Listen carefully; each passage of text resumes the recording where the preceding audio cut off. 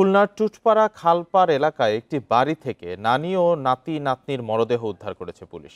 পরিবারের দাবি, জমি নিয়ে বিরোধের জের ধরেই তাদের হত্যা করা হয়েছে। প্রাথমিকভাবে পুলিশ বলছে, ইট দিয়ে আঘাত করে হত্যা করা হয়েছে ৩ জনকে। হত্যাকারীদের ধরতে অভিযান অব্যাহত রয়েছে।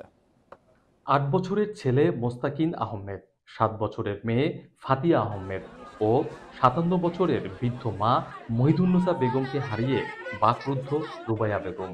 রামপালের এসিল্যান্ড অফিসে চাকরি করেন তিনি। রোববার সকালে ছেলে মেয়ে ও মাকে রেখে অফিসে যান। বাসায় ফিরে দেখেন তাদের মরদেহ। হাসপাতালের মর্গে বারবার মূর্ছা যাচ্ছেন রুবাইয়া বেগমের স্বামী খুলনা চেম্বার অব কমার্সের কর্মকর্তা শেফার আহমেদ। প্রতিদিন ছেলে মেয়েকে নানির কাছে রেখে অফিসে যান এই দম্পতি। ২ সন্তান ও স্বজনকে হারিয়ে পাগল প্রায় তারা।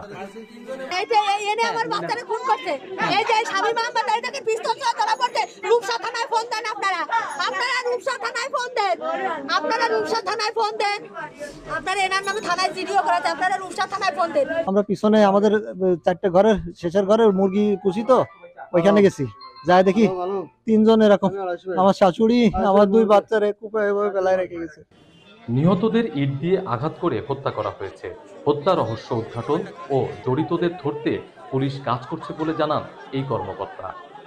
রক্তমাখা ইট আমরা দেখতে পাচ্ছি, যেটি আমরা মনে করতেছি হয়তোবা ইটের আঘাত, ইট দিয়ে মাথার পিছনে আঘাত করা হয়েছে। তো রহস্য উদ্ঘাটন করব, এর সঙ্গে জড়িতদের দ্রুততম সময় আইনের আওতায় নিয়ে এসে আইনানুগ ব্যবস্থা গ্রহণ করব।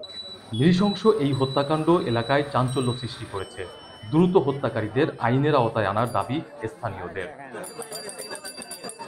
অভিজিৎ পাল, ইন্ডিপেন্ডেন্ট নিউজ, খুলনা।